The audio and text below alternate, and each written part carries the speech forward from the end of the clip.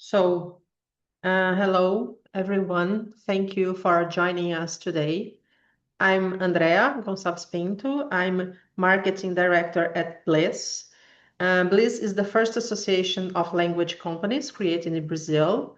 Our mission is to help develop and promote the language services industry in Brazil and connect companies and professionals across this sector.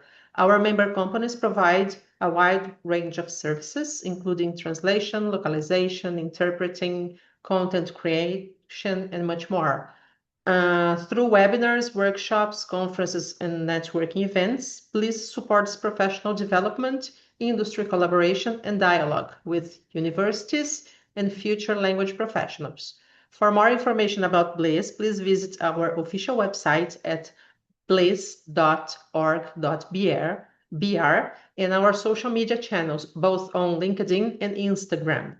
Um, these are our members for this year. They are all LSPs based in Brazil, and these are our partners in Brazil.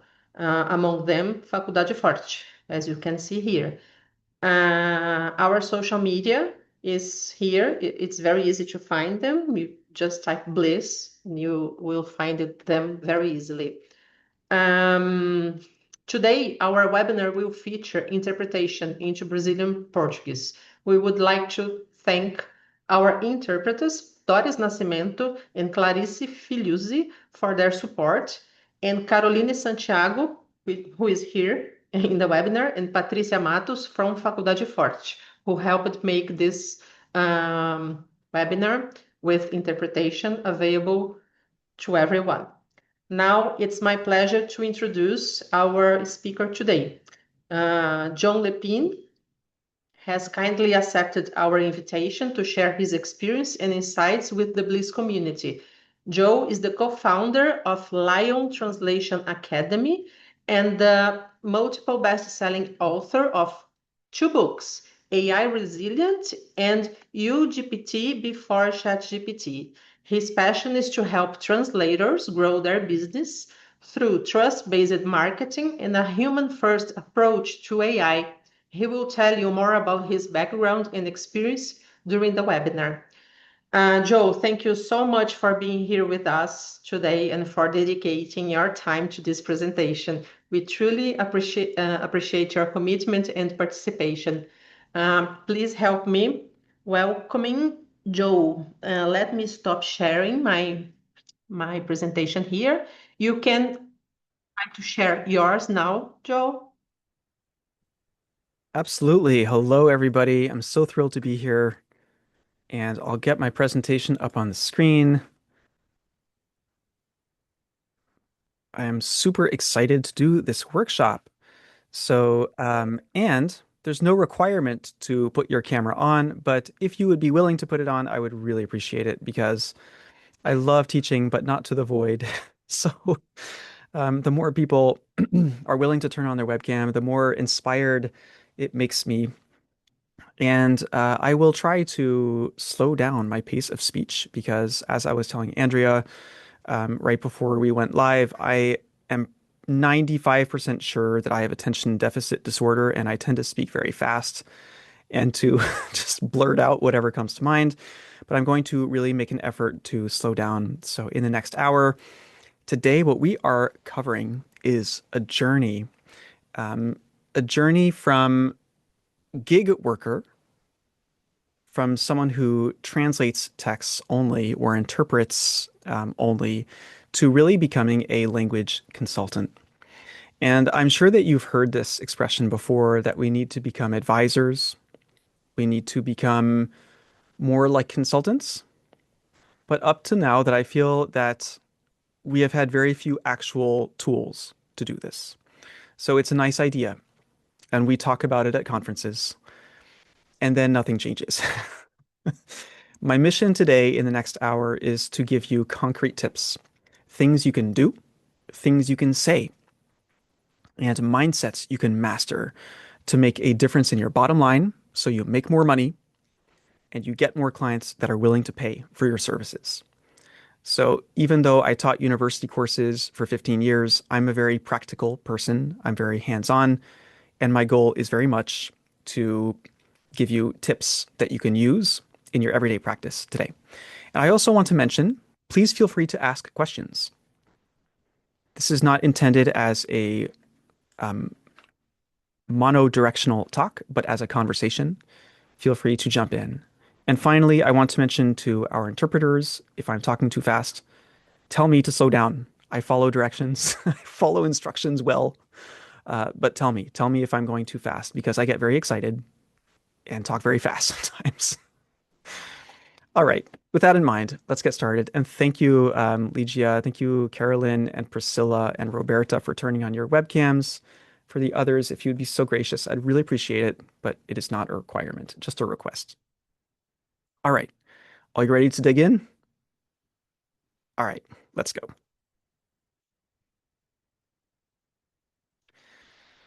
Today, we have a lot of pressure on our profession. And I choose the word profession because I think it's more representative than industry. We do not sell a product, we sell a service. And this inflationary pressure and the pressure of AI is a problem for us in our field today in many respects.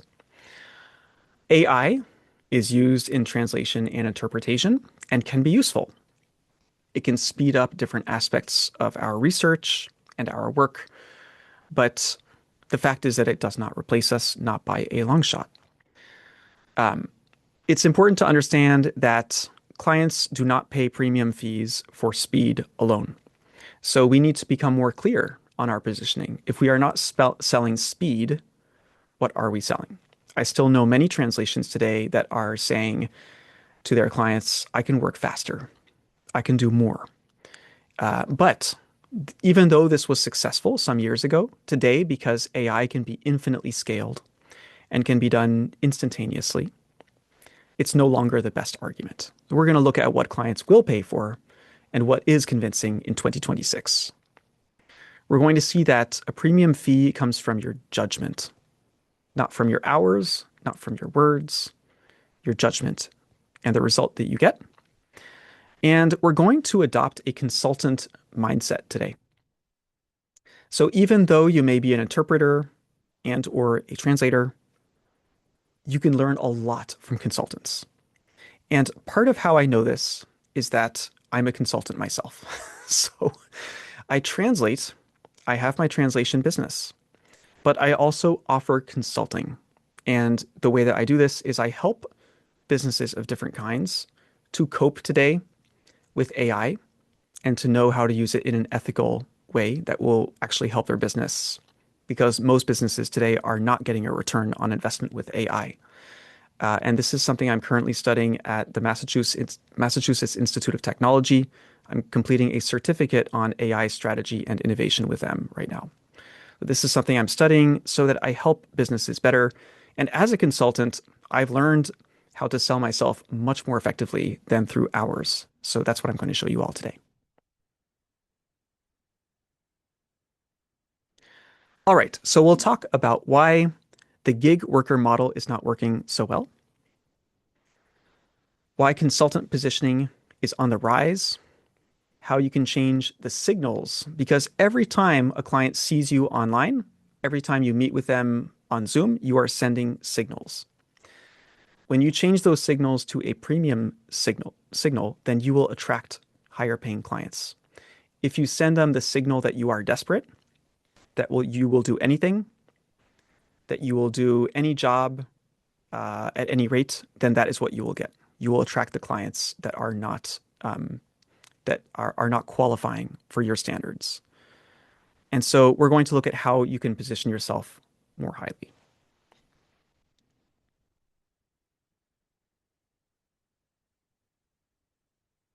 So generative AI has changed our field because clients can go to other translators and interpreters, but they can also use AI apps now.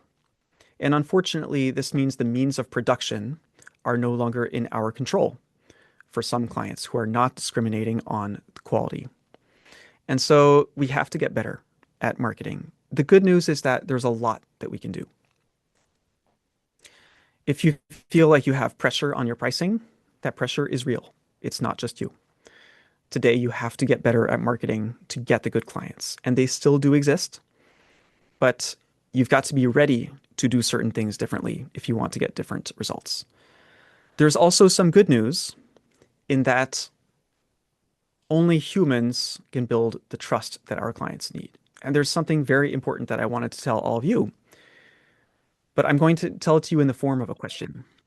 So I'm going to ask you to write in the chat, what percentage of text online today is written by AI? What percentage of text on the internet today do you think is written by AI?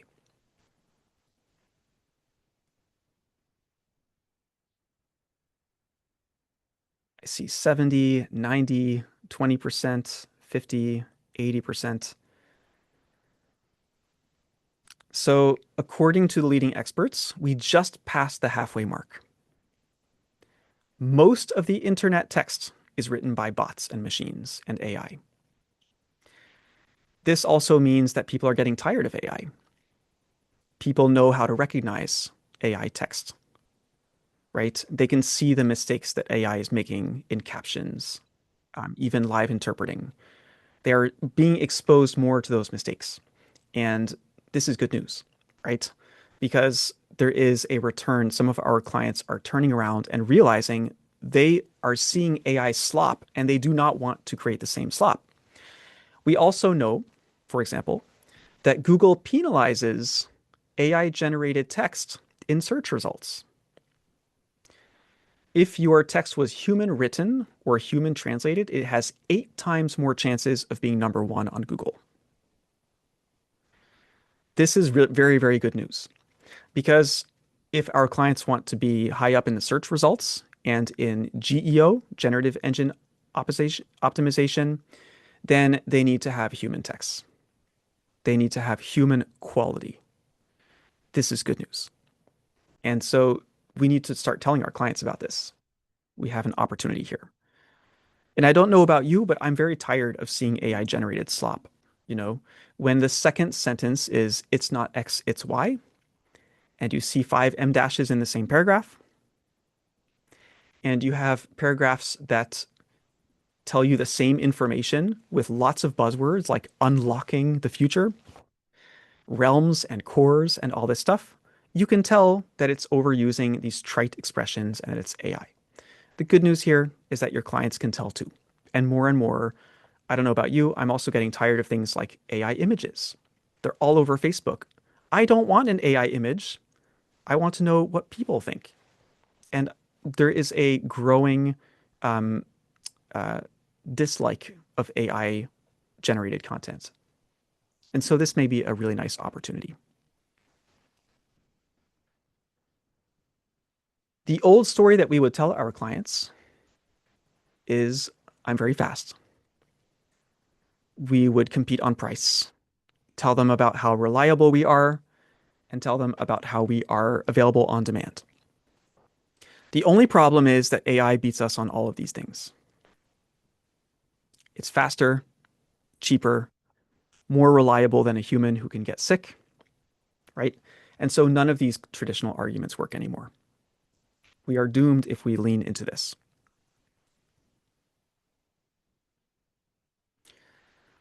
The speed of things is increasing. AI can scale indefinitely. And especially with Gemini searches, you know, clients can instantly compare and contrast many different translators on their price if that's the way that we go. So we do not want to attract clients who are looking for commodity. We want the clients who are looking for premium service and who are willing to pay for it, right?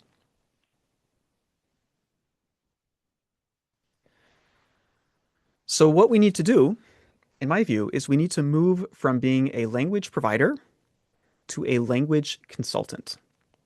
And you can call yourself a language consultant or a language advisor or a content strategist.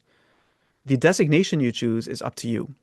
But your client at some point needs to understand that you are not a conveyor belt for words.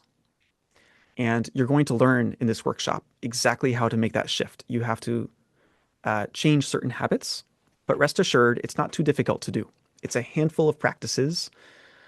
Jim Rohn has a wonderful quote.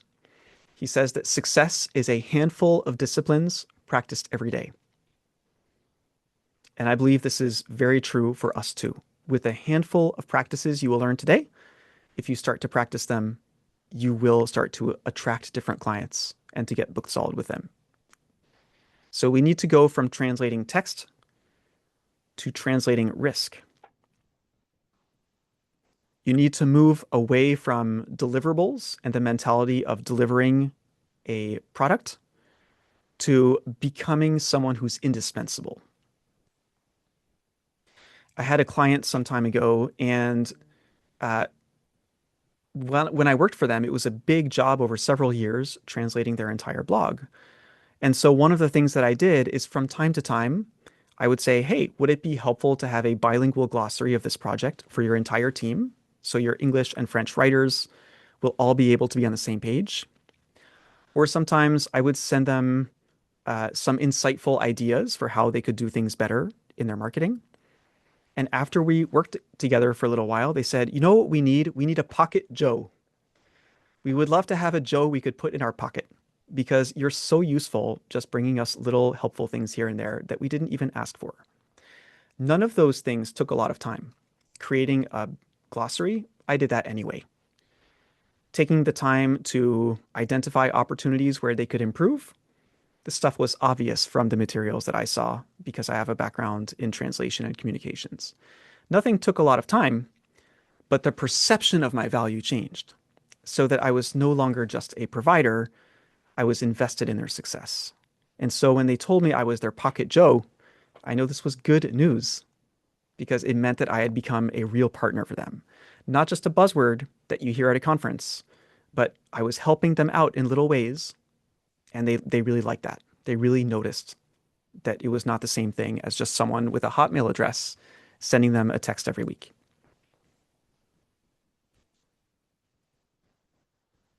So we want to do a little bit less of certain things and more of certain other things. We want to do less of do you need a translation and less sort of execution first thinking. By the way, if anyone here still has a Hotmail address, please upgrade your email. Get a professional email, if at all possible, with a domain. So, for example, it could be your name at yourcompanyname.com. This already will start to position you more as a strategist and less as a gig worker. Very important. If anyone here has a Hotmail address, please get a Gmail address with your own personalized domain. It costs nothing, but it will look much more professional. The other thing you can do more of is to focus on the outcome. And to be able to focus on the outcome, that means you need to understand your client. And so I'm going to give you the best tip I have for all of you today, right now. So if anyone has to go early, you'll still get the value out of this call. My best tip for all of you, if you want to move up the value chain and to get booked solid with high-paying clients, it's a very simple tip I have, but this changed my life. Meet with every client. So I never accept any job until a client is willing to meet with me on Zoom. Even if they want to hire me and pay me a high sum, if they are not willing to meet on Zoom, they do not qualify for my services. I want to say that again because this took me many, many years to achieve, and I had to hire a business coach to help me develop this skill. This is a real hard skill to set criteria for your clients. Do they qualify for your services? This is how a consultant thinks. They do not think, am I good enough? Am I an imposter? How dare I ask for 1 more cent per word? No, they ask, does this person qualify for me? So it's a two-way street. You have to meet the criteria for your clients, but they also have to qualify for you.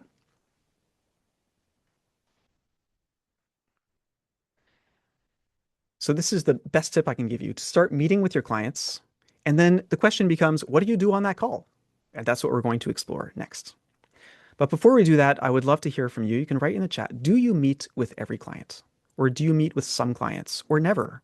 There's no judgment in this room, but I would like for everyone to answer honestly in the chat. Do you meet with your clients? And I can tell you, I'm a shy person. I had to hire a business coach to help me develop the belief in myself to start meeting with my clients. And it took years to develop self-confidence. So there is no judgment, zero. But I want to know. So I see sometimes some clients. And so if your answer is sometimes or on occasion, then a question you can ask yourself is, what do you have to lose?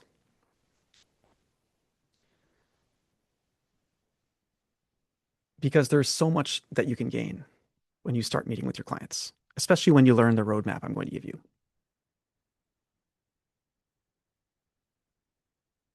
So what do we need to talk about when we do that first meeting? Because this is what changed my life. To say clients need to qualify by doing a call with me. The good news is you don't need to prove that you're smart. And I will tell you, I'm smart at some things. I'm also very dumb in many respects. If you doubt this, I can have my wife write a certified letter about all the things I do very badly. I cannot load a dishwasher after 20 years of marriage. I'm very dumb at many things. But this is good news because consultants don't have to be smart. This is a quote from the consultant Peter Drucker. My greatest strength as a consultant is to be ignorant and ask a few questions. If you ask questions, then there's some good news, which is that you don't have to sound smart because the other person is talking. And if you don't know things and you say, I'm sorry, I don't know, could you repeat that? Then your client will typically be happy to do so. If you've ever watched some of those old detective shows like Matlock or Columbo, you know that great detectives, the best ones, they are not the smartest ones overtly, but they are the ones that ask innocent questions and who are unassuming. And when you are unassuming and you ask honest questions and you say, I'm sorry, I can't follow you. Could you explain that to me? Or I'm not very smart. Could you tell me again? I'm not sure I caught it all. Then what you do is you lower the other person's guard. When you lower the other person's guard, then they start to open up and they start to trust you. So this is the good news. You start meeting with your clients and you ask them a few questions. When you start asking questions, the great news is you are subtly leading the conversation. So even if you're shy like me, you are actually conveying executive presence. You don't have to be smart. You only need to ask a few questions and let the other person talk. So what kinds of questions can we ask? Well, first, let's look at what we don't want to do, right? We don't want to be like a gig worker who waits for instructions, gives a price, does the assignment, and moves to the next one. This is very low value commoditizing stuff. What a consultant does is that they start by establishing a diagnosis. If you go see the doctor, you don't walk in and they say, here, take this pill. That pill could help you. It could also kill you because they didn't take the time to find out what the heck is wrong with you, right? When our clients come to us and we jump in and say, I can translate that. I'll have it done for tomorrow. It'll cost you XYZ cents per word. Or I can interpret that. I'm available tomorrow. You are acting the same way as a doctor who gives a pill without asking what's wrong. So step one on that call is simply to say, hey, great to meet you. I'm so happy you set up this call. Tell me what's up. What do you have on your mind? What kinds of problems do you have? And you start to assess what they're saying. And you try not to jump in with a solution too fast, right? A doctor takes the time to diagnose, just like a consultant. They never begin by giving a solution. Let me give you an example. 2 weeks ago, the head of a major company wrote to me and they said, Joe, we would need AI strategy. I just have a quick question. Do you recommend LLM number 1 or LLM number 2? And he was expecting to get a free answer from me on LinkedIn, just saying, oh, it's just a quick question. This is a decision for a major corporation that will reverberate for years, if not decades. It's a big decision. And so I told him I would be happy to answer that question. But to do that, I need to understand how your company works, what kinds of things you do, and only then can I give you a prescription. And he was happy to book a call and to pay my full fee up front. And then I was happy to meet, gather some information, and submit a proposal. So if I had simply told him, I think you should use this or that, then I would be selling myself short. And plus, I'd be working for free. And I don't want you all to work for free. You have all worked hard to build your experience and expertise. You are experts, and so you deserve to be paid for your time. So first things first, you meet with your client, and then you ask them some questions about what they're trying to do. It's always great if you have a roadmap, and a very powerful little expression you can use goes like this: I propose. Just two very short words. I propose we start with X, then we can do Y. For example, you can send me the first batch of documents this week. I'll send you back the translation for next week. Then we do another Zoom to see how things went, adjust, and I make sure that you get results because you told me you're trying to achieve XYZ goal. You see the difference there? I didn't say, yes, I can translate. Here's what it costs. In fact, I didn't talk about price at all. And sometimes on my calls with my new clients, we totally forget to talk about pricing. And they send me an email and say, oh, by the way, Joe, my boss needs to know what it costs. This is always great news because if they forgot to ask the price, that means I've done my job right. Not my translator job, my consultant job. Because we built a relationship, I asked all about their projects. I'm getting excited about what they want to accomplish. And they are going to hire me already. And think about this. If you meet with your client and you've taken that time to get to know them, they have already invested in you. Not with money, not yet, but they invested the time so that you understand their projects and what they want to achieve. To get a return on that investment, they're going to need to hire you. So you are building trust and you are building buy-in when you do those calls with your clients. It might seem superfluous, and you might tell me, well, Joe, I became a translator because I didn't want to work with people. Sometimes translators tell me this. I totally get it. I'm a shy guy. I was diagnosed with social anxiety disorder at 18, and I had to work with counselors over years to learn basic social skills. So if anyone understands that you got into translation because you don't want to spend all day doing sales with clients, it's me. I get it. But a minimum of skills can change your life. Meeting with every client, asking them some questions. This will decommoditize you, and you'll see that they will start to treat you differently. Before I go any further, I'd love to hear from you. Is there anyone here who does meet with clients? And when you have met with them, what has it changed with your clients?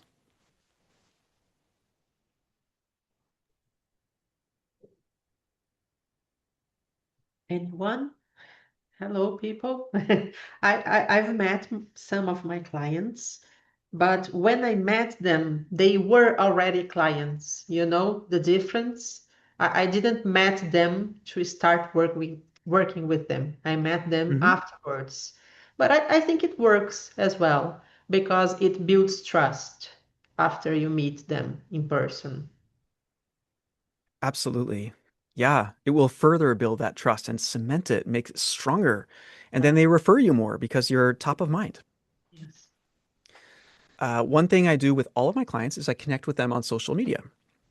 It's such a little thing, but most translators and interpreters I talk to are not connected with all their clients on social media.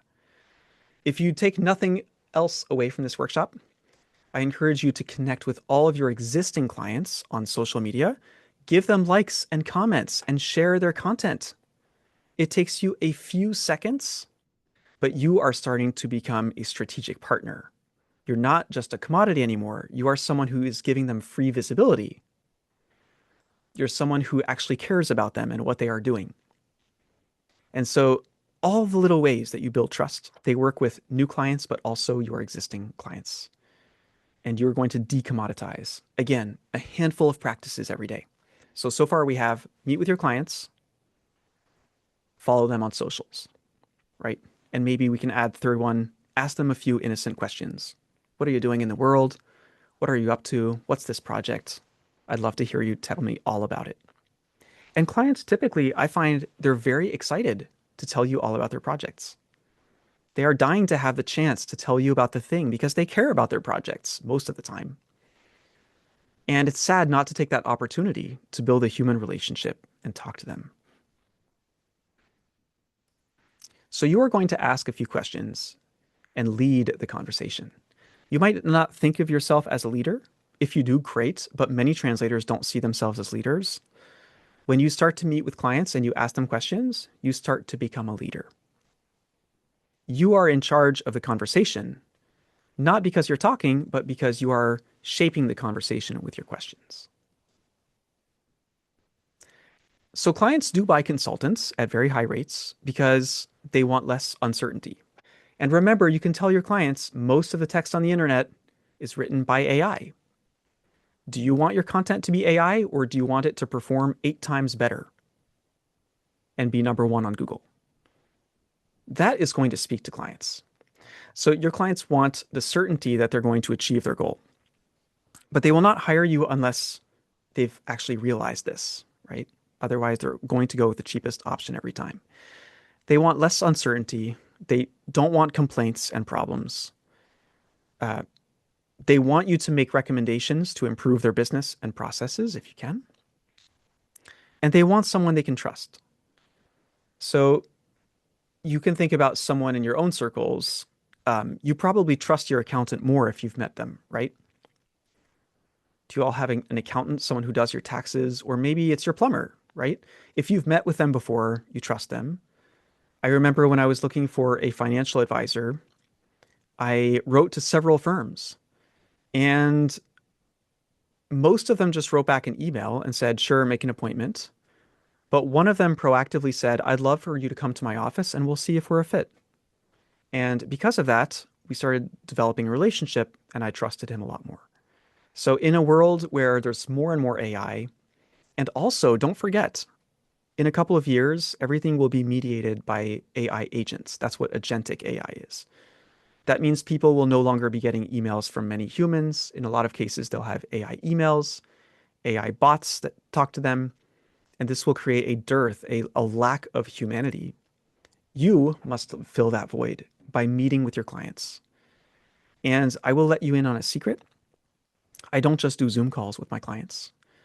I take my top clients.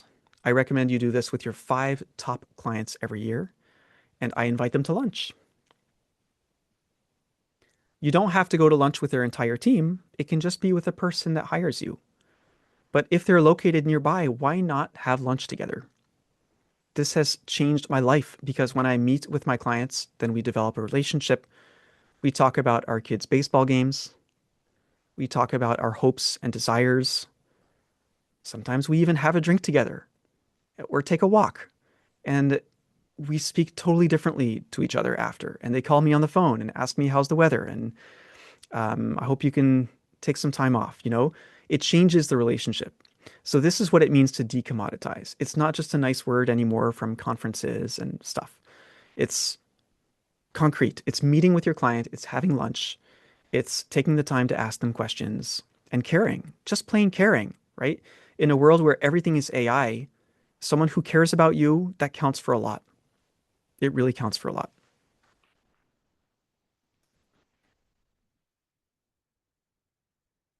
You can consider there's sort of a ladder, if you will. At the very bottom, you have the task execution. This is your translation or interpreting.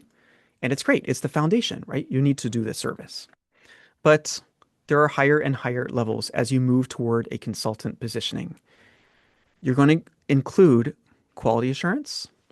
That's going to include things like mentioning if you see mistakes in the original text. What happens with many translators and also interpreters is sometimes as they become more experienced, they don't take the time anymore to write to the client and say, hey, you had a mistake on page 3, or in your presentation, I saw a mistake. Or did you think that maybe you meant the opposite when you said this thing in your text? This is quality assurance. You are moving up the ladder. You are becoming more valuable. Next, there's process fulfillment. And that can be things like telling your clients about your process and following up with them, right? Many translators do not follow up. If you're an interpreter, do you follow up with clients to ask them to fill out a satisfaction survey? That's process fulfillment. It's more than doing the task. It's delivering on your promise and having a process, a professional process for every client, so they feel they are taken care of. And finally, there's one more level. It's strategic advice. This is my favorite. This is when you meet with your client and you can sometimes say, hey, by the way, I noticed that your website doesn't seem to be in English. Did you know that nonprofits like yours get twice as much reach in Quebec when they have an English website? This is something I'm passionate about, and I can help you achieve it. If you might be interested, just let me know. So this is where you are starting to show them opportunities. You can show them opportunities where they may succeed. Or you could also say, hey, I love translating your texts on meditation. Recently, I translated a meditation app, a big meditation app, for example. Well, why not write to the client and say, hey, I read this fascinating article on luxury meditation, and I thought of you. I thought you might enjoy this, or you might find it helpful in some way.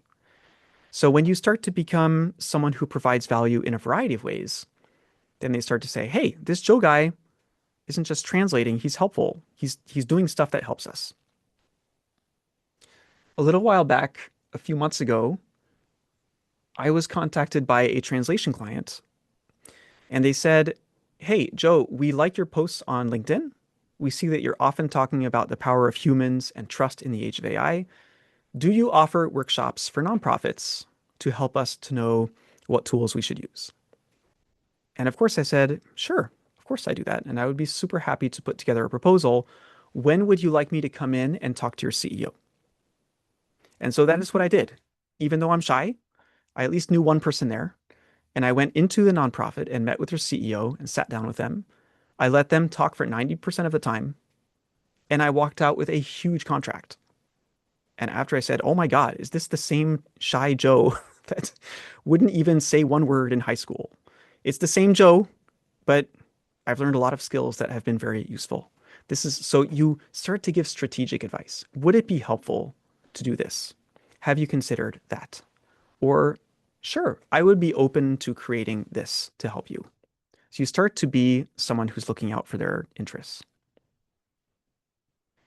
Bravo to Ligia, by the way, she wrote in the chat, I just got back from Rio meeting clients. Good for you. That's the way to do it.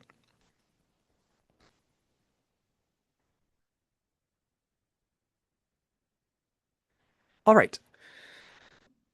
Most translators will stay at the task level. This is just a fact, and there's no judgment from me. But if you stay at this level and it's all about dollars and cents, and you just send emails, then you are easy to compare. And unfortunately, even if you do a great job in the client's mind, you are easy to replace. So we want to do better than that.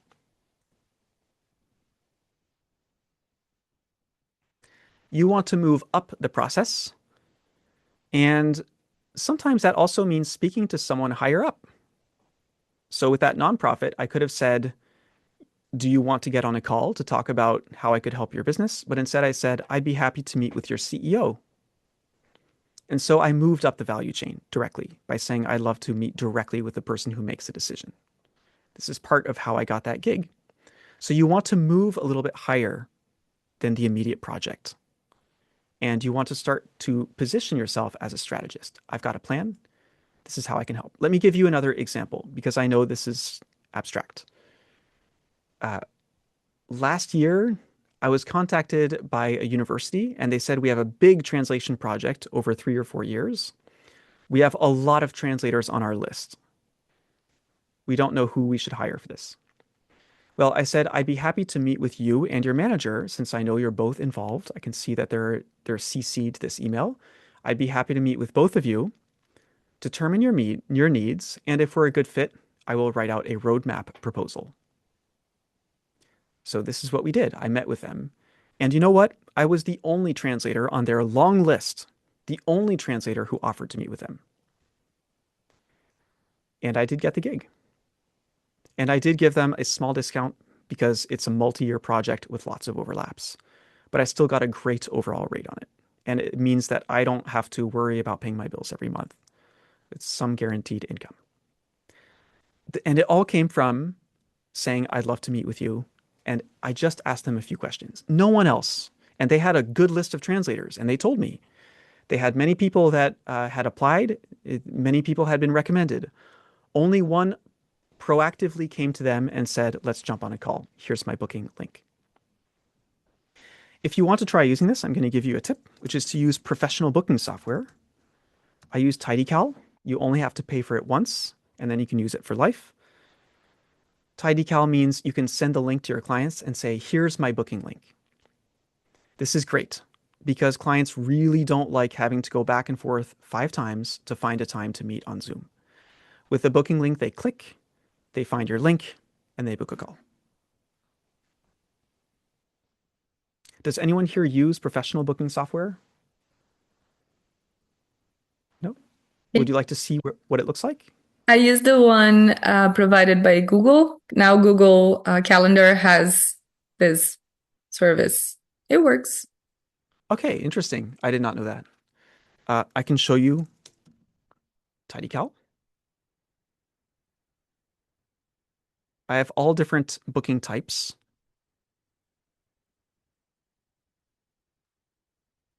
And people click to see when I'm available.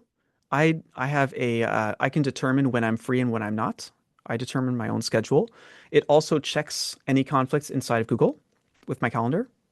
So the client sees this, they can pick a day, and they simply click to book a call. And they can see mutual availability as well. So they can look at their own calendar and when they are free with this one button. Isn't that great? Even if they're in a different time zone, they can book in just a few moments. And we both get a Zoom link. We both get a reminder 1 day before and 1 hour before. So this might seem like a tiny detail, but notice I'm using my corporate colors. These are my company colors here. And there's no more friction in back and forth ping pong emails. This is also part of being a consultant, is eliminating friction. Let me give you another example of friction. If you track your translation and interpreting with Excel, and your clients have to receive an Excel invoice, and then they have to take out their checkbook, write a check, put it inside an envelope, find your address, put it on the envelope, write their own return address, go and buy postage. Maybe they don't have any envelopes that day, so they have to go to the store, get envelopes. Then finally, they go to their mailbox. That's a lot of time wasted in their day. If you enable one-click pay with something like Wave, I use Wave as my invoicing platform. It's free. They have one-click pay. Well, lots of my clients pay me in one click. And once it's set up for all future work, they just click to pay. So what does that do? It makes my clients hire me a lot more and recommend me more because I'm easy to work with. So this is a question I will put in the chat. Are you easy to work with? That includes your invoicing. It includes booking a call with you. All those little moments. To go from gig worker to consultant, you've got to be easy to work with. So far, so good? I don't know. You don't know? Yeah, maybe. Yes, because since we are an LSP, you are a company too. We need to do our invoices first, right? Yep. To receive the payment. So it's a bit bureaucratic here in Brazil. I don't know.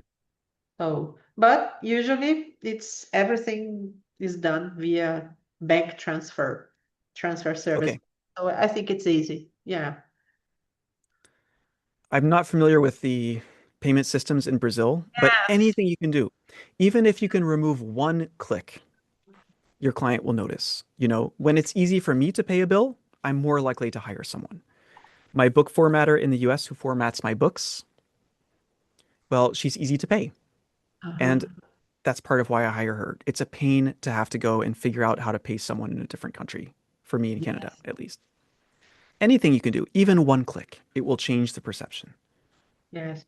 I know that in Europe you use Wise. It's common service. Yep. In Brazil, not that much. We have Wise too, but it's a bit expensive, the rates. I would say check out Wave because with Wave, people pay with their credit card. So it completely eliminates the bank transfer issue. Okay. And Wait. there's a very small percentage you pay. I think it's 2.99% for the bank fee, but that amount is tax deductible for you anyway. Okay. So it really comes out to peanuts. And my clients love paying in one click. Things are very speedy and they're very happy with it. So it Your could be something clients to check out. are companies or are people, regular people? Are companies your clients? Companies. Companies, I yes. don't do any work for individuals. I only Individ- work for big organizations, and Okay. many of them pay with credit card. Oh, I see. Yeah, the thing Yeah. with us is that most of our clients already have their systems in place. Right. So, So if they and have their most of system, them are you adapt. very complicated to get Yeah. the things running, but then it works. Yeah. hmm Yeah. If they're a big organization with their own criteria, sometimes you have to adapt to it for sure. But when you have the choice, you can reduce friction. Um, a few things about consultants. When you move to a consultant positioning, you don't have to be rushed and you don't sell desperation. So they say in negotiation, the person who is prepared to walk away is the most powerful negotiating party. I know it's hard because we have to make a living, but it's a very good idea to write down what you will not accept so that when you talk to your clients, you don't have to think about it on the spot. So you can write it in the chat. What is one thing you do not accept? You don't have to, but if you'd like, write it in the chat. What is one thing you do not accept?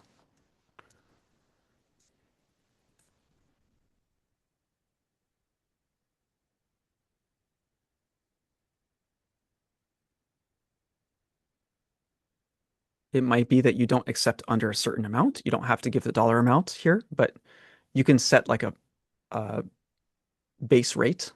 Yes. You could say, I don't work nights because I reserve nights for my family. I Or you don't. could say, I work nights, but it costs twice as much, which is perfectly reasonable. Roberta wrote, I don't accept rate decreases just because. Well done. Bravo, Roberta. That's a really good one. I love it. Yeah, we had that situation just today with a client Mm-hmm.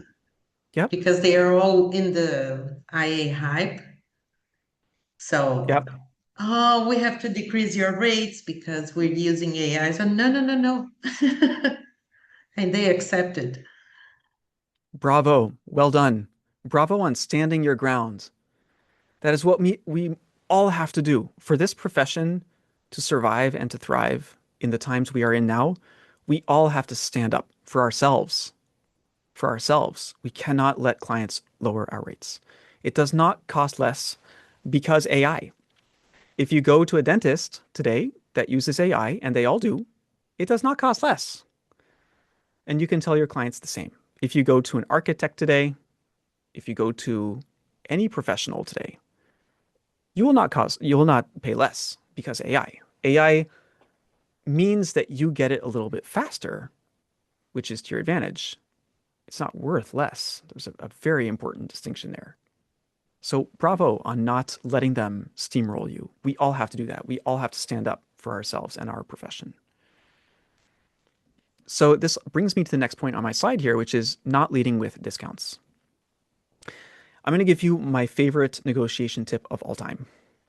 If a client asks you to do something more cheaply, here's how I respond. I don't tell them, no, it's take it or leave it. I could, but I have a different response. I will ask for equivalent value in exchange. So if my client tells me, Joe, I want the translation, your price is 15% too high. This happened to me a little while ago. I thought about it and I said, you want a 15% discount.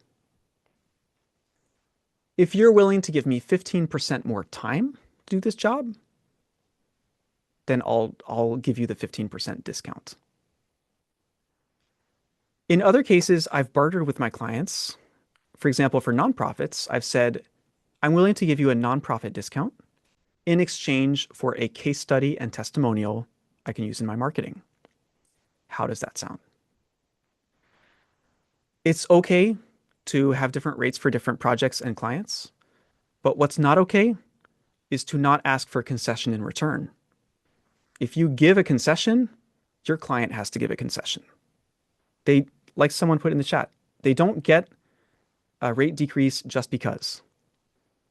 If you decrease your rate, then they give you more time, or they give you a testimonial, or they let you attend their gala dinner with all of their partners for free. I've done that with clients too. But there always must be an equivalent value. I call it my 15-15 rule. Ever since that day where I asked for 15% more time, and it goes the other way too. If they want it one day faster, let's say that's 15% faster, I say, no problem. You want it 15% faster, then that will cost you 15% more. And never so far has a client declined this. So it's okay to negotiate, but your client has to make a concession too. It's not a one-way street in translation. Roberta wrote a Michelin class dinner. Yes, absolutely.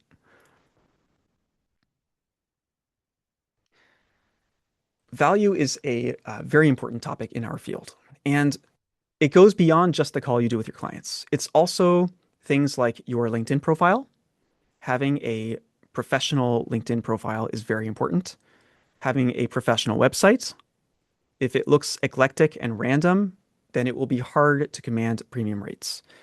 If you are professionally branded and consistent and you have published high quality materials, your client typically will expect to pay more because you're well established. And I will let you in on a secret.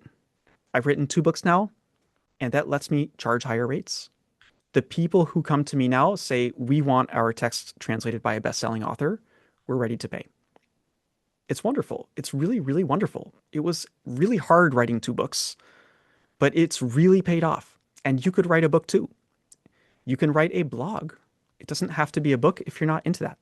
But when you create materials that show your expertise, your clients will speak to you differently. I guarantee they speak to you differently, and the quality of people that come to your doorstep will change.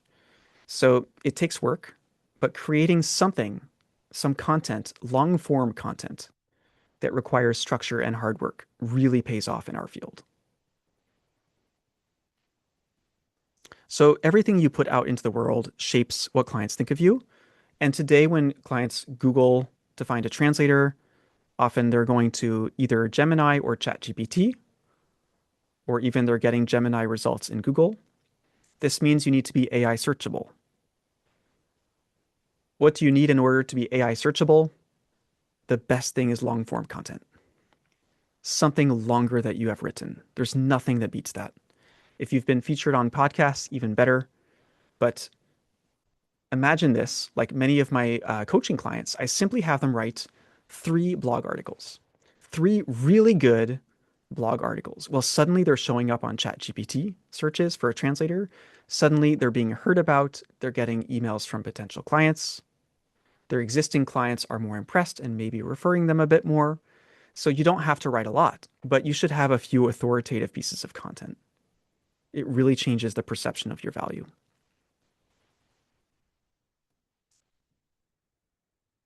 And before I move on, does anyone here have an example? Does anyone here have a popular blog or a podcast that your clients are aware of, or a newsletter? Does anyone here have long form content? And if so, what impact has it had on your business? I'd love to hear you.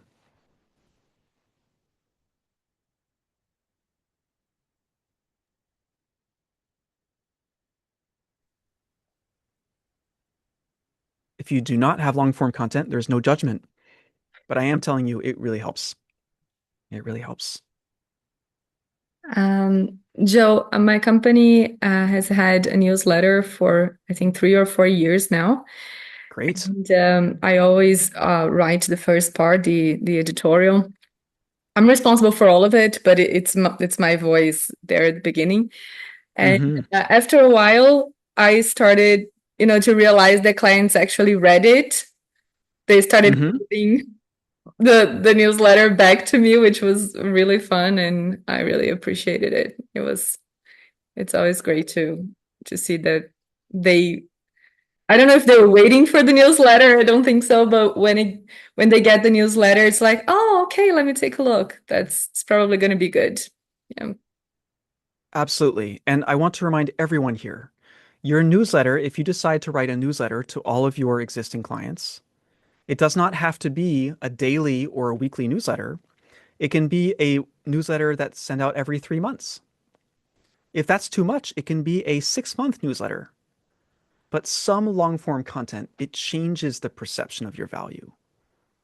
It's not something we're writing for no reason. And if you take the time to write it, especially if you put that newsletter into your blog, which is what a lot of people do today, they repurpose, it becomes searchable. So what does that mean? It starts to be picked up by the AI engines, and people start finding you and reaching out for translation requests. So we don't want to be saying, I offer affordable translations. We don't want to be saying, I'm the fast option, because AI will always win. We don't want to say, I do anything, I translate everything. No. The positioning that you really need to be successful, in my experience, in 2026 is, I am a specialist. Here are my areas, and here are the criteria to work with me. So this is the positioning that makes the right client say, oh yes, this is the person that I need. You're not for everyone. You're for a very, very specific client type. You might have 1 avatar or 2 avatars, 3 avatars, but you don't want 17 avatars. Try to keep it 1 to 3. You also don't want to say, I'm available 24/7. It's sending the wrong signal. It's sending a commodity signal. So you might think you're going to sell more, but you're going to start attracting lower end clients. Believe it or not, it took me many years to learn to be assertive and to tell clients, I don't accept this. I will not work past 5 p.m. I have a family. I will not do that. I was shocked to find that my clients talked to me differently when I started telling them that. They started being more respectful. They started giving me more time when they would hire me. These are all direct clients. So you want to make sure you are broadcasting the signal that you are exclusive, that you are an authority in your subject. Ideally, you have something published.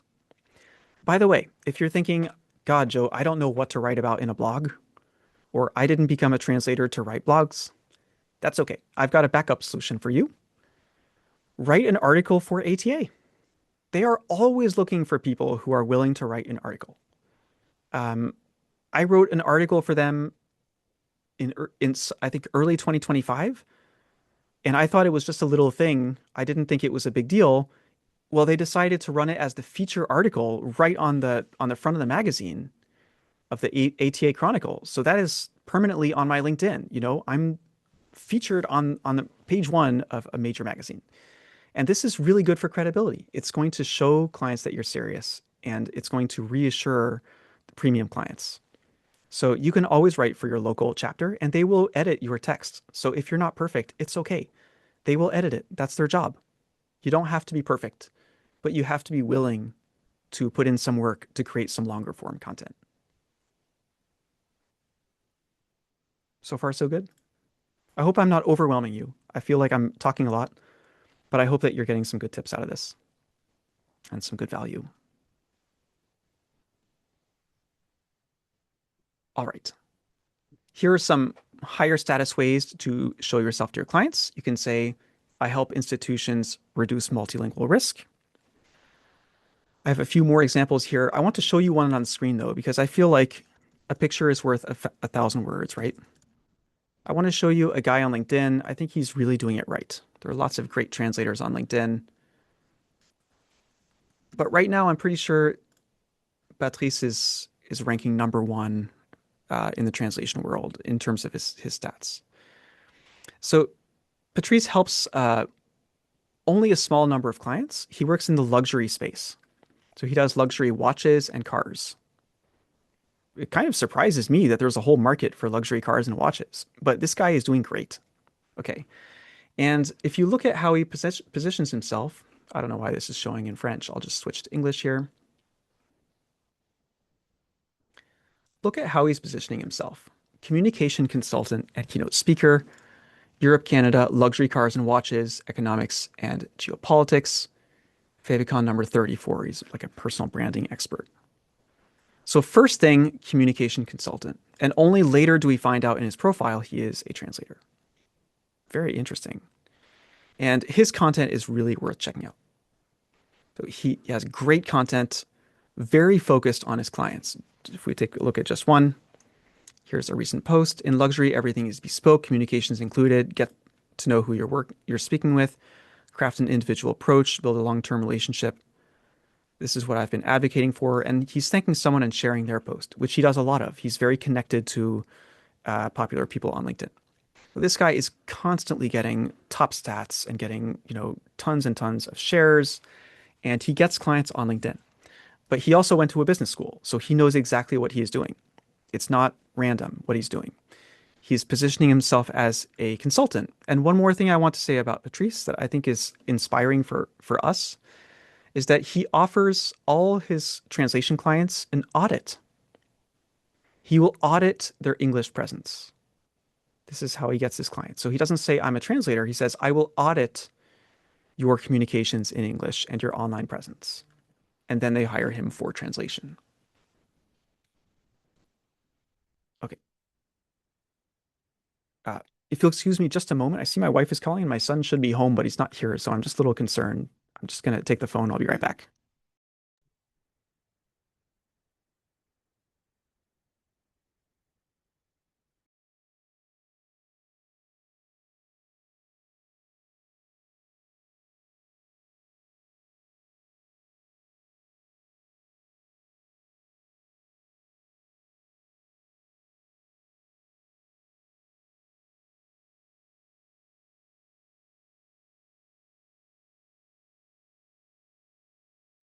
Okay, sorry about that.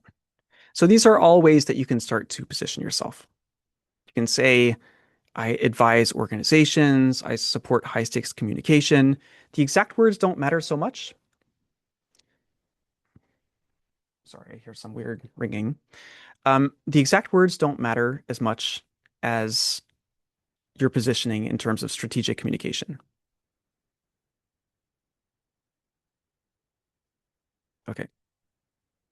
I don't know if you can hear it. There's like a weird sound in the background. Do you hear a weird noise? No? Okay. All right. Okay. Okay. I'll keep going. Okay. So some more things you can do. Being very specific about who you serve. The algorithm has changed on LinkedIn. It's really better or ideal if you have one specific niche and you're extra clear about who you help, and your posts should focus on who you help and how you help them. So this is a big change in the LinkedIn algorithm. And if you use LinkedIn in particular, it's true in general, but especially on LinkedIn, you need to get extra clear about who you help, just like Patrice did with his two audiences, watches and cars. Ligia wrote in the chat, I'm changing my title to AVT consultant right now. Excellent. And by the way, you can always change your title later. I've changed my title several times on social media and it doesn't bother anyone. So you can experiment and have some fun with it.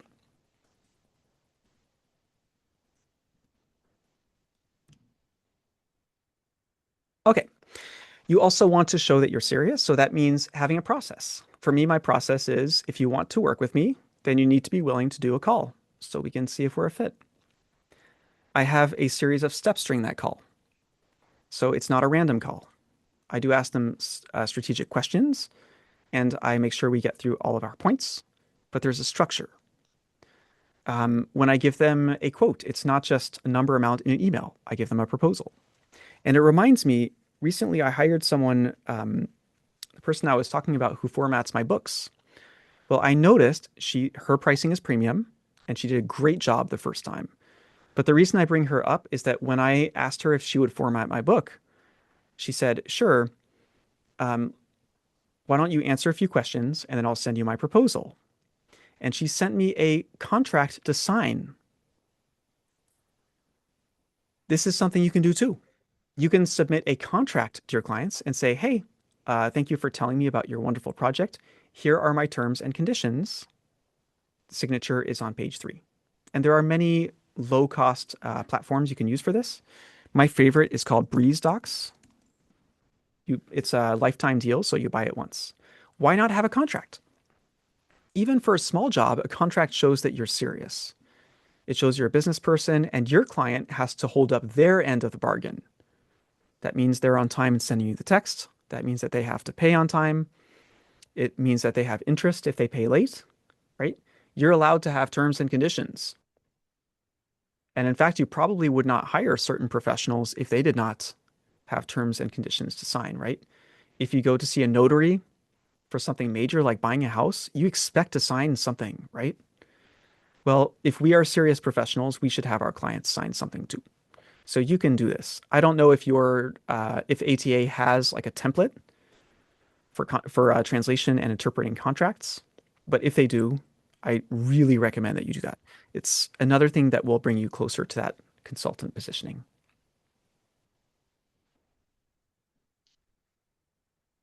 Alrighty, I see I'm way behind on my slides, but that's okay. We've talked about intellectual leadership, publishing your ideas. If you create frameworks, it's even better. You can say, for example, my 4-step LION process. LION is the name of my business. I could say LION stands for 4 things. And then you create your proprietary process. You put that on your website. The 4-step process when you work with LION. That is showing that you're serious. And also, hierarchical text like that shows up in GEO quite a bit. So you will show up more in search results. So having a patented or at least, professionally presented process for when people work with you. This is great for LSPs, but also for individual translators. You want to give off this image of, here's what it's like to work with me. You're not just anyone. You have your process. You have your conditions. If they get to work with you, then they're lucky. You kind of want to give off that vibe.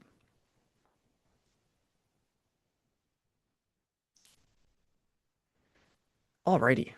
You also want to have visible judgment. You can do this in many different ways. Showing that you have a process is great. You can also just tell clients things. Like I tell clients in an email, I only take on new clients if they're willing to meet with me. And so you can do that as well. You can set your conditions for how you select clients. Did you ever notice sometimes to hire some people, they say, apply here? Well, it's kind of the same mentality. They need to apply if they want to work with you. All right.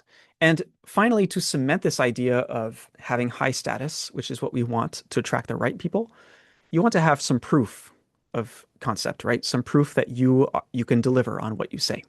So this means testimonials. A very simple process is anytime you finish a project and your client says, thank you, this is great. This is exactly what we needed. Or, thanks to you, the mayor's speech was a success. Immediately you write back and say, thank you so much. Can I use that in my marketing? Immediately. And you start to collect testimonials and sprinkle them throughout all of your marketing. Testimonials are hugely important for high status clients that have good budgets. You can even go further and build out case studies and examples of working with a major client. This is great. All these things, when you publish them, they start to bring people to you.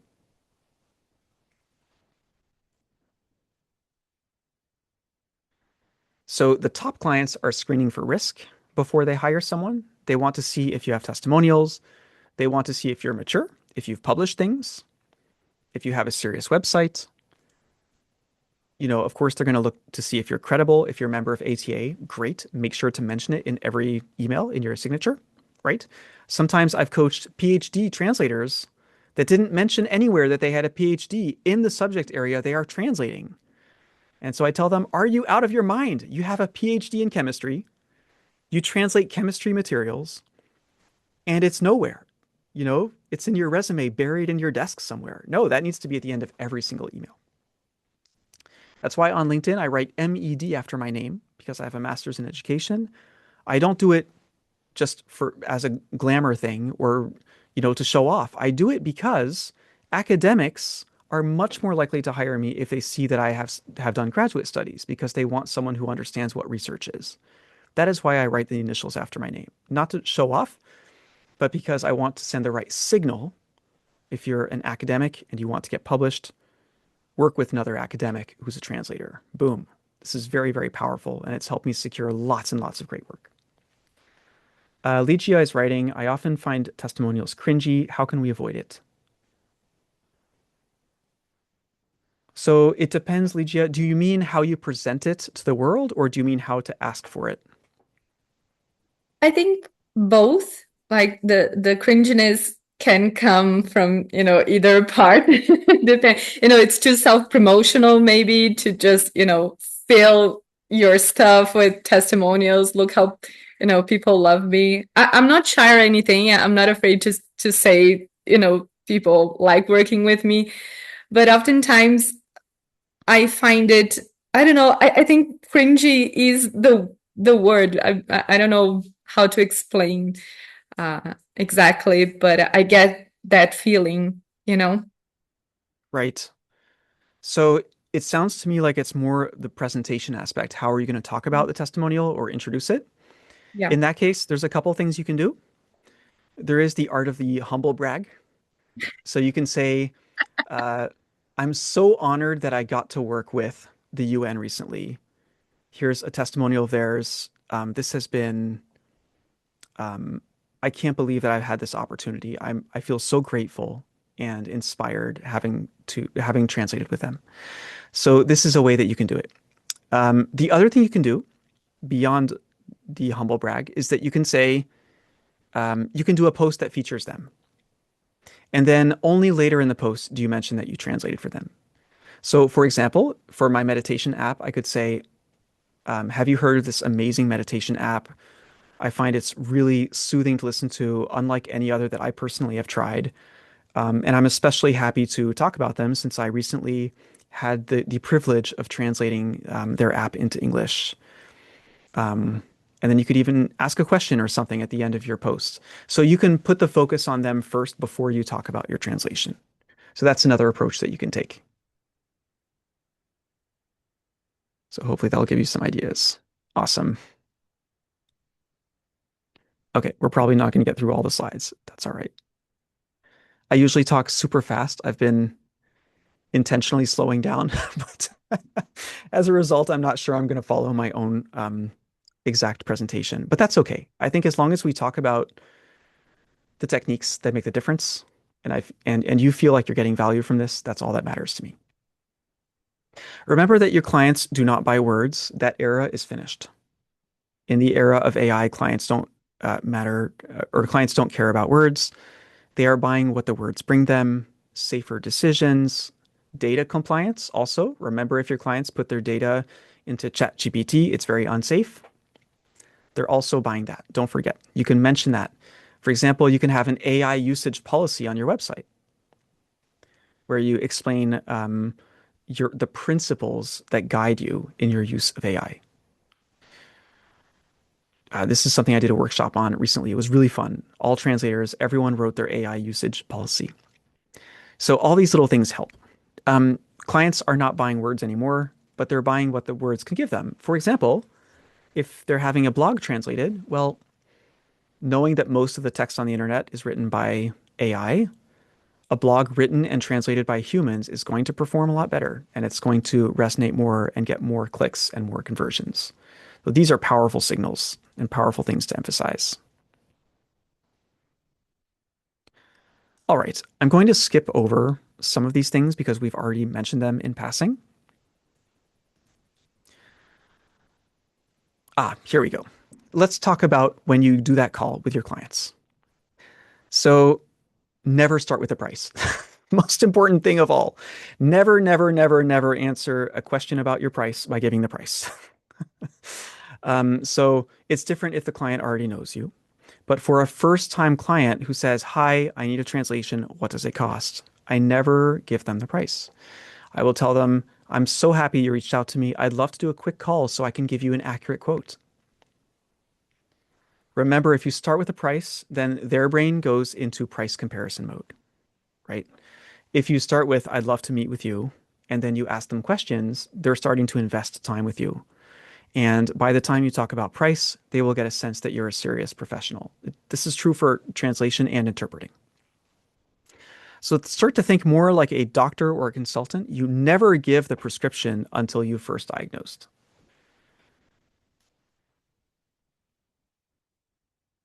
Okay. And I see we're running short of time. I'll try to respect that. So you never talk about price to begin with. You ask them the same questions a doctor would in a way, right? You say, "Oh, what are you guys trying to do? You wanted to reach out to me to talk about translation or interpreting. What's up? What are you guys working on right now? And I'd love to learn a little bit." So you start to diagnose. You find out what's at stake. So you can ask things like, "Oh, how does this project tie in with your broader goals?" Or, "I noticed that you guys have this popular campaign online. Is this part of that project?" So you're tying the small project to the larger vision, and that shows them the value. And then they start to talk about how the project is valuable. And suddenly you're not convincing them it's worth a price. They, in their own words, are explaining to you and to themselves why your services have value. And that's why you never start with a price, because at the end of that conversation, the value argument is already won. So you can give your price, and they will frequently not pay 1 or 2 cents. For them, 1 or 2 cents makes no difference.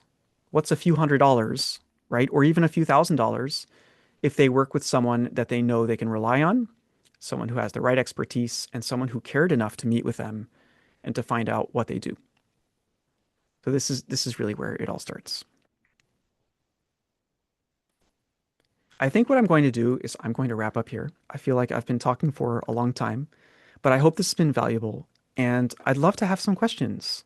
So by all means, feel free to jump in with the 10 minutes we have left. Anyone would like to ask a question to Joe? I have a question, but I will wait the others go first. I have a question too.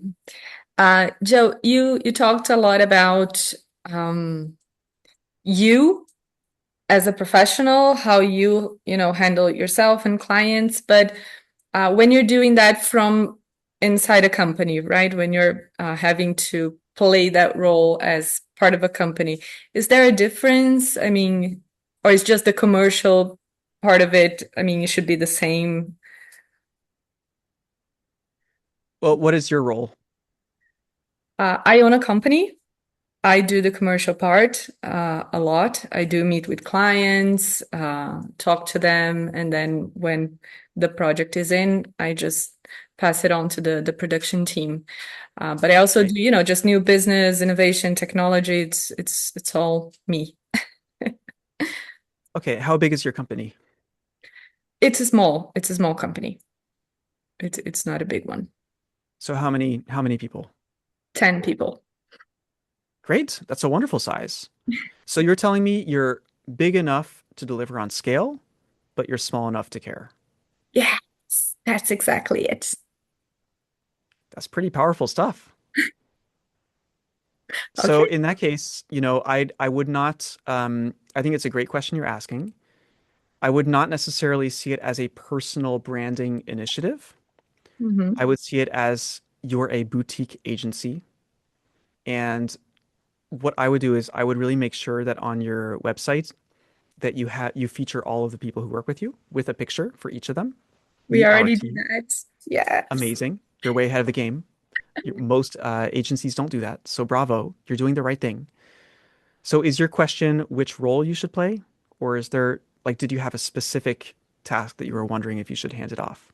Yeah, no, I was just wondering more broadly about how to separate myself as a like my personal branding, because there is one from what I do in the company. If it's not separate at all, and I should just, go with the flow, more in those terms. If you're, well, I guess I'd have to drill down and ask you some questions, but are we talking about your positioning online, basically, your social media? Okay, I can see now how my question is like, I should book a call with you, right? Well, it's just, yeah, we'd have to narrow down. I mean, okay, no, I have to think it more thoroughly. sure. And I'll book a call. No worries. You're free to book a call. There's a place for you to have your own personal brand, and then there's a place for your business as well. But in no case do you want to just become a company, right? You don't want to hide behind the image. You want to make that personal connection, but you don't want to obfuscate your employees either. So it's good that if they are also on social media and they're active, all those things are great. Because the danger when you have 10 or more is that it can feel a little bit soulless sometimes, where it just becomes the logo, and you don't want to be posting and making connections with a logo. You want that to come from humans. But there's sort of a way to do it, and it depends on a lot of factors. But it's a really great question. I think the most important short-term answer is, always make sure there's a human element. So you do want to make sure that in everything you do, there's a human element and connection. People are tired of AI, they're tired of bots, and we're only getting started with bots. So hopefully that helps in some way. Perfect, thank you. So You're welcome. my question is about pricing models. Do you think that there is already a shift going on in relation to how clients are paying consultants, translators, linguists, that there is this shift from the per word model to hourly rates or retainer models? I don't know. Do you feel this is happening with you already? Fantastic question. My answer may surprise you. It's a little bit goes against what most people say. I do not think the unit matters. I know for decades in the translation world, we have had lots of debates. I go to a lot of conferences, and every time it comes up, should we switch to hourly pricing? And someone in the room always thinks, hourly, of course, that must be the solution to everything. Well, in other fields where they tried hourly, they are leaving hourly because hourly has problems. The more experience you have, the faster you can work, the less you can charge. And if you keep bumping up the price, then it looks like inflation to your client. And this has been proven to happen in the legal field, for example. So my answer is, I don't think that there's a perfect unit.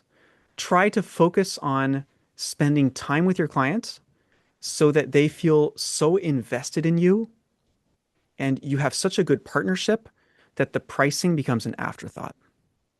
That is my goal with every client. So they don't care if they see hours, they don't care if they see words, they don't care if they see project. What they care is that they're meeting with Joe on Tuesday and we're doing our biweekly call to follow up on their project, or we have regular check-ins and they know we have a timeline, and they don't care. They don't care what unit. So my goal is never to find the perfect unit. I don't know if there is one, but it's to build such a powerful relationship that they don't care. They don't care what I'm pricing. That's my goal. Okay, thank you. You're very welcome. Anyone else? Come on, people. I don't profess to have the answers, but I love questions. So if anyone has a last one. I have a question. Shoot. Joe, what kind of companies do you think that fall into this group of companies that are still worried about quality and not sounding like just AI? Because in our experience, I mean, the big ones, they're always hard to work with, always have been, but it's worse now. So what kind of companies do you think that still care? Great question. I think you're right.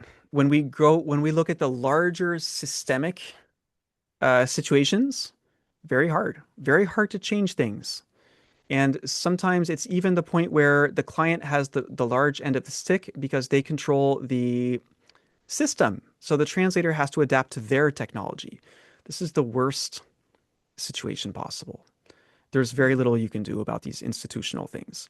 So for translators, for interpreters, I tend to say aim for small and medium-sized clients. Do not even try for the big ones because today, unfortunately, things are not really great with them. And I have much more success with small and medium. So that's, in a nutshell, that would be my answer. Okay. Thank you. You're very welcome. I know, Andrea, you've been waiting with a question.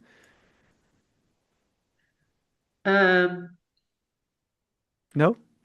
no, yes, my question was in relation to pricing models. That's it. Okay.